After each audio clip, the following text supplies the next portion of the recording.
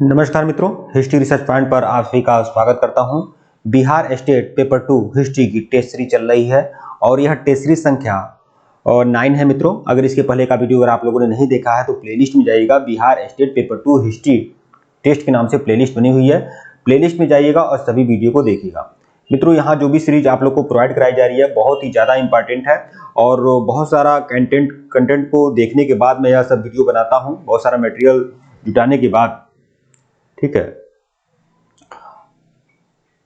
और लगभग 3000 प्रश्नों की टेस्ट सीरीज आप लोग को उपलब्ध करा दी जाएगी। 3000 क्वेश्चन की टेस्ट सीरीज मिलेगी, साथ ही साथ बहुत सारे नोट्स आपको उपलब्ध मिलेंगे। बिहार स्टेट पेपर 2 हिस्ट्री के लिए जो लोग प्रतिबद्ध हैं वह लोग हमसे जुड़ सकते हैं। बिहार स्टेट पेपर 2 हिस्ट्री की टेस्ट सीरीज ज्वाइन कर सकते हैं, पूरा कोर्स ज्वाइन कर सकते हैं, केवल टेस्ट सीरीज नहीं। 8318397276 हमारा ऑफिशियल व्हाट्सएप नंबर है। कोर्स की फीस जो है 999 रुपया है। बिहार स्टेट पेपर 2 हिस्ट्री की कंप्लीट तैयारी कराई जाएगी। इसमें 3000 एमसीक्यू पूरा फुल एक्सप्लेनेशन के साथ दिया जाएगा और आपको नोट्स भी दिया जाएगा, पीपीटी दिया जाएगा, सब कुछ बेहतरीन तैयारी आप लोग की होगी। टेलीग्राम बिल्कुल ज्वाइन करेगा, लिंक डिस्क्रिप्शन में दिया गया है, आप सभी लोग टेलीग्राम ज्वाइन करना है। आइए शुरुआत करते हैं। प्रश्न 11 देखिएगा, यह मौर्य साम्राज्य संबंधित प्रश्न है। मेगास्थिनीज ने भारतीय समाज को कितनी श्रेणियों में बांटा है? बहुत ही ज्यादा मोस्ट इंपॉर्टेंट प्रश्नों की सीरीज आप लोग के लिए लाया हूं। मेगास्थिनीज ने भारतीय समाज को कितनी श्रेणियों में बांटा है? 4, 5, 6 या 7? तो कितनी श्रेणियों में बांटा है मेगास्थिनीज ने? तो मेगास्थिनीज की एक पुस्तक है इंडिका पुस्तक है। मेगास्थिनीज लिखा था। मेगास्थिनीज का राजदूत कहाँ का राजदूत था? सेल्यूकस का राजदूत था मेगास्थिनीज। ठीक है, कहाँ से आया था? यूनान से आया था। और मेगास्थिनीज ने अपनी इंडिका में बहुत सारी बातों का जिक्र किया। उसने कहा कि भारत में दास प्रथा नहीं है, ठीक है, भारत में अकाल नहीं पड़ता है, ये सब बातें मेगास्थिनीज ने कही थी। तो मेगास्थिनीज ने भारतीय समाज को कितने भागों में बांटा? 4, 5, 6, 7? तो 7 भागों में बांटा था। ठीक है, यहाँ बहुत ही बढ़िया बेहतरीन जानकारी आप लोग को मिलेगी। और जो 7 भागों में जो बांटा, उस सातों का नाम आप लोग देख लीजिए। मेगास्थिनीज ने भारतीय समाज को 7 श्रेणियों में विभाजित किया। श्रेणियां कौन कौन सी हैं? दार्शनिक, किसान, अहीर, देखिए अहीर, फिर कारीगर, शिल्पी, सैनिक, निरीक्षक, सभासद और अन्य शासक वर्ग। इस तरह से 7 भागों में मेगास्थिनीज ने भारतीय समाज को बांटा। प्रश्न 12 देखिएगा, कौटिल्य के अर्थशास्त्र में किस पहलू पर प्रकाश डाला गया? किस पहलू पर प्रकाश डाला गया कौटिल्य के अर्थशास्त्र में? आर्थिक जीवन पर, राजनैतिक जीवन पर, धार्मिक जीवन पर या सामाजिक जीवन पर? तो कौटिल्य का जो अर्थशास्त्र है वो राजनीति की पुस्तक है, राजनीतिक जीवन पर प्रकाश डाला गया। विकल्प बी जो है वह आपकी सही है आपका। यह भी रिपीटेड प्रश्न है, बार बार आता है। अर्थशास्त्र, कौटिल्य या चाणक्य, ये सभी एक ही नाम है। इनके द्वारा रचित पुस्तक जो है संस्कृत का एक ग्रंथ है। इसमें राज्य व्यवस्था, कृषि, न्याय, राजनीति आदि के विभिन्न पहलुओं पर विचार किया गया है। अपने तरह का यह प्राचीनतम ग्रंथ है। इसकी शैली उपदेशात्मक एवं सलाहात्मक है। ठीक है, प्रश्न 13 देखिएगा, निम्नलिखित में से कौन सा क्षेत्र अशोक के साम्राज्य में शामिल नहीं था? अशोक के साम्राज्य में कौन सा क्षेत्र शामिल नहीं है? अफगानिस्तान, बिहार, फिर आपका श्रीलंका और कलिंग। कौन सा क्षेत्र अशोक के साम्राज्य में शामिल नहीं है? तो देखिए, अशोक के साम्राज्य में अफगानिस्तान था, बिल्कुल था, बिहार भी था, ठीक है, कलिंग भी था क्योंकि कलिंग उसने जीता था, लेकिन श्रीलंका अशोक के साम्राज्य में नहीं है। अच्छा, कलिंग पर जब सम्राट अशोक ने आक्रमण किया तो कलिंग का शासक कौन था? नंद। कलिंग का शासक जो था नंद था। देखिए, उपयुक्त में से अफगानिस्तान, बिहार और कलिंग ही अशोक के प्रत्यक्ष अधिकार के अंतर्गत आते थे। श्रीलंका में उसने धर्म प्रचार किया था। श्रीलंका में उसने अपने पुत्र महेंद्र और अपनी पुत्री संघमित्रा को भेजा था। अच्छा, पुत्र महेंद्र और संघमित्रा जो थे वह अशोक की किस पत्नी से उत्पन्न संतान थे? अशोक की एक पत्नी थी जिसका नाम था देवी, जो विदिशा के श्रेष्ठी की पुत्री थी। विदिशा का एक सेठ महाजन थे, उनकी पुत्री थी देवी, और इन्हीं से पुत्र महेंद्र और संघमित्रा का जन्म हुआ था, जिसको उसने और धर्म का प्रचार करने के लिए श्रीलंका भेजा था, लंका। प्रश्न 14 देखिएगा, पाटलिपुत्र को किस शासक ने सर्वप्रथम अपनी राजधानी बनाई? पाटलिपुत्र को राजधानी बनाने वाले पहले शासक कौन थे? चंद्रगुप्त मौर्य, अशोक महान, चंद्रगुप्त विक्रमादित्य या कनिष्क? तो पाटलिपुत्र को किस शासक ने सर्वप्रथम अपनी राजधानी बनाई? तो चंद्रगुप्त मौर्य ने। चंद्रगुप्त मौर्य ने।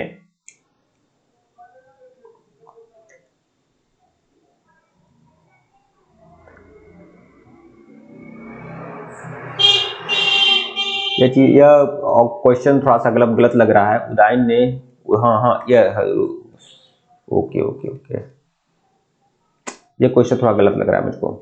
ठीक है, उदयन ने पाटलिपुत्र को बचाया था, पाटलिपुत्र को बसाने वाला उदयन था और कालाशोक ने उसे राजधानी बनाया। ठीक है, ये गलत है। आइए इसका व्याख्या देख लेते हैं। चंद्रगुप्त मौर्य ने अपने गुरु विष्णुगुप्त या चाणक्य की सहायता से नंद वंश के अंतिम शासक घनानंद को हराकर मौर्य साम्राज्य की स्थापना की और पाटलिपुत्र को अपनी राजधानी बनाया। अगर मौर्य साम्राज्य में देखा जाए तो मौर्य साम्राज्य में उसने राजधानी बनाया। चंद्रगुप्त मौर्य का चंद्रगुप्त संज्ञा का प्राचीनतम अभिलेखी साक्ष्य रुद्रदामन के जूनागढ़ अभिलेख मिलता है। मतलब चंद्रगुप्त मौर्य का जो उल्लेख है वह रुद्रदामन के जूनागढ़ अभिलेख में मिलता है। ठीक है, बिंदुसार की मृत्यु के उपरांत, देखिए चंद्रगुप्त मौर्य का पुत्र कौन था? चंद्रगुप्त मौर्य का पुत्र था बिंदुसार। ठीक है, और बिंदुसार का जो पुत्र था वह अशोक था। यह लोग क्रमशः मौर्य वंश के वह शासक थे जो गद्दी पर बैठे थे। तो चंद्रगुप्त मौर्य की मृत्यु के बाद कौन गद्दी पर बैठा? बिंदुसार बैठा, फिर अशोक बैठा। ठीक है, प्रश्न 15 देखिएगा, पाटलिपुत्र में स्थित चंद्रगुप्त का महल बना था। यह भी इंपॉर्टेंट है, ध्यान में रखिएगा इसे। पाटलिपुत्र में स्थित चंद्रगुप्त का जो महल था वह बना था किससे? ईंटों से, पत्थर से, लकड़ी से या मिट्टी से? तो पाटलिपुत्र में स्थित चंद्रगुप्त का जो महल था वह लकड़ी का बना था, लकड़ी का बना हुआ था। विकल्प सी जो है आपका सही है, लकड़ी का बना हुआ था। मेगास्थनीज के विवरण से पता चलता है चंद्रगुप्त का महल लकड़ी का बना हुआ था।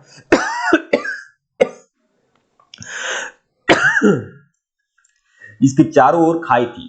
ठीक है, अब महल ऐसा था कि इसकी चारों तरफ क्या थी? खाई थी, मतलब सुरक्षा की दृष्टि से। ठीक है, वर्तमान पटना के निकट कुम्हार की खुदाई से लकड़ी के स्तंभों और लकड़ी की चारदीवारी के प्रमाण मिले हैं। तो पाटलिपुत्र का अवशेष कुम्हार नामक क्षेत्र में मिला है। ठीक है, प्रश्न 16 देखिएगा, बराबर की गुफाओं का उपयोग किसने आश्रय गृह के रूप में किया है? बराबर जो गुफा थी वह कहाँ है? तो वह गया जिला में है। गया जिला में बराबर की गुफा है और यह किसका आश्रय था? आजीविकों का, थारुओं का, या फिर जैनों का या तांत्रिकों का? तो आज यह जो बराबर की गुफा है यह आजीविकों का आश्रय गृह था। विकल्प जो है आजीविकों का। ठीक है, बराबर की गुफाओं का निर्माण सम्राट अशोक द्वारा 3वीं शताब्दी ईसा पूर्व में बिहार प्रांत के गया जिले में स्थित बराबर चट्टानों को काटकर करवाया गया था। बराबर पहाड़ी पर स्थित 4 में से 3 गुफाओं में अशोक के शिलालेख होने से ज्ञात होता है कि ये 2 गुफाएं अशोक द्वारा अपने शासन के 12वें वर्ष, अच्छा यह जो गुफा बनवाया था अशोक ने अपने शासन के 12वें वर्ष और फिर 19वें वर्ष, ठीक है, उसने किसको दी थी? दान आजीविकों को दिया था। ठीक है, प्रश्न 17 देखिएगा, किस अभिलेख से प्रस्तावित होता है कि चंद्रगुप्त का प्रभाव पश्चिम भारत तक था? बहुत ही ज्यादा मोस्ट इंपॉर्टेंट है ये, कि किस अभिलेख से यह प्रमाणित होता है कि अशोक का जो प्रभाव था, चंद्रगुप्त मौर्य का जो प्रभाव था पश्चिम भारत तक था? तो रुद्रदामन का जूनागढ़ अभिलेख, रुद्रदामन का जो जूनागढ़ अभिलेख है, ठीक है, यह सौराष्ट्र क्षेत्र में है। सौराष्ट्र कहाँ है? गुजरात में है। ठीक है, तो रुद्रदामन का जो जूनागढ़ अभिलेख है ना, उसमें किसका वर्णन है? चंद्रगुप्त मौर्य का उल्लेख है। चंद्रगुप्त मौर्य का भी उल्लेख है और साथ ही साथ अशोक का भी उल्लेख है। इससे यह प्रमाणित होता है कि चंद्रगुप्त मौर्य का जो प्रभाव था वो पश्चिम भारत तक था। ठीक है, रुद्रदामन के जूनागढ़ अभिलेख से विदित होता है कि वहां पर चंद्रगुप्त मौर्य का प्रभाव था। उसी के अभिलेख से प्रमाणित होता है कि चंद्रगुप्त मौर्य ने अपने राज्यपाल पुष्यगुप्त वैश्य की सहायता से यहाँ पर सुदर्शन झील का निर्माण कराया था। तो अपने राज्यपाल पुष्यगुप्त वैश्य की सहायता से यहाँ पर उसने क्या किया? सुदर्शन झील का निर्माण कराया था। ठीक है, प्रश्न 18 देखिएगा, केवल वह स्तंभ जिसमें अशोक ने स्वयं को मगध का सम्राट बताया। अशोक ने मगध का सम्राट किस अभिलेख में बताया है? मास्की लघु स्तंभलेख, रोमिंदेयी स्तंभलेख, क्वीन स्तंभलेख या भाबरू स्तंभलेख? अब देखिए, क्वीन मतलब रानी का अभिलेख, रानी का अभिलेख। ठीक है, ये कहाँ है रानी का अभिलेख? कौशाम्बी में है। इसे कौशाम्बी अभिलेख भी कहा जाता है। ठीक है, तो किस अभिलेख में अशोक ने स्वयं को मगध का सम्राट बताया? ठीक है, बहुत ही इंपॉर्टेंट है, भाबरू शिलालेख में। भाबरू शिलालेख में अशोक ने अपने आप को मगध का सम्राट बताया और अपने आप को, ठीक है, अपने आप को बुद्ध शाक्य भी कहा, बुद्ध शाक्य कहा। अशोक ने भाबरू ये भाबरू शिलालेख कहाँ है? बैराट में है। बैराट, बैराट मतलब विराटनगर, जो राजस्थान में पड़ता है, ठीक है, वहां पर है। तो वहां पर अशोक का भाबरू शिलालेख है, जिसमें अशोक ने स्वयं को मगध का शासक बताया, और भाबरू शिलालेख में ही स्वयं को देवनाम प्रियदर्शी कहा। देवनाम प्रियदर्शी मतलब देवताओं के प्रियदर्शी राजा मगध, ठीक है, देवताओं के प्रियदर्शी राजा, ठीक है। इस अभिलेख के अनुसार अशोक ने बुद्ध द्वारा प्रतिपादित त्रिरत्न बुद्ध धर्म संघ के प्रति अपनी श्रद्धा प्रकट की। प्रश्न 20 देखिएगा, इस सीरीज का सबसे आखिरी प्रश्न, प्रथम भारतीय साम्राज्य स्थापित किया गया। पहला भारतीय साम्राज्य किसके द्वारा स्थापित किया गया? तो मैं बता भी चुका हूं कि पहला भारतीय साम्राज्य जो है चंद्रगुप्त मौर्य के द्वारा स्थापित किया गया। पहली बार चंद्रगुप्त मौर्य के द्वारा समस्त भारत का एकीकरण किया गया और एक महान साम्राज्य की स्थापना की गई। जैसा चाणक्य की सोच भी यही थी कि पूरे भारत का एकीकरण होना चाहिए, ठीक है। चाणक्य चंद्रगुप्त मौर्य के प्रधानमंत्री थे और इनके गुरु थे। चंद्रगुप्त मौर्य भारत के प्राचीनतम महानतम सम्राट थे। उन्होंने मौर्य साम्राज्य की स्थापना की। चंद्रगुप्त पूरे भारत को एक साम्राज्य के अधीन लाने में सफल रहे। ठीक है मित्रों, वीडियो को लाइक और चैनल को सब्सक्राइब करेगा, टेलीग्राम को बिल्कुल ज्वाइन करेगा, लिंक डिस्क्रिप्शन में दिया गया है। अगर इसके पहले का वीडियो नहीं देखे हैं तो प्लेलिस्ट में जाइएगा, Bihar state paper 2 history test के नाम से प्लेलिस्ट बनी हुई है, जाइएगा देखिएगा। और यह हमारा कोर्स आप लोग ले सकते हैं, जो भी लोग लेना चाहे ले सकते हैं, ठीक है। यह पूरी टेस्ट सीरीज आप लोग के लिए है। 8318397276 हमारा ऑफिशियल व्हाट्सएप नंबर है। केवल 999 रुपए के में आपको कंप्लीट कोर्स मिलेगा। किसका? बिहार स्टेट पेपर 2 हिस्ट्री का कंप्लीट कोर्स मिलेगा। इसमें आप लोग को क्या मिलेगा? 3000 एमसीक्यू। ये जो एमसीक्यू मैं दे रहा हूँ 3000 एमसीक्यू मिलेगा फुल एक्सप्लेनेशन के साथ। आपको टेस्ट सीरीज मिलेगी और आपको पीपीटी नोट्स मिलेगा। पावर पॉइंट का मैं नोट्स आप लोग को दे रहा हूँ, केवल लिखित नोट्स नहीं दे रहा हूँ, पावर पॉइंट का आपको नोट्स दे रहा हूँ, ठीक है। कि तो ये सब चीजें आपको मिलेंगी। ठीक है मित्र, वीडियो को लाइक और चैनल को सब्सक्राइब करिएगा। धन्यवाद आप लोग को।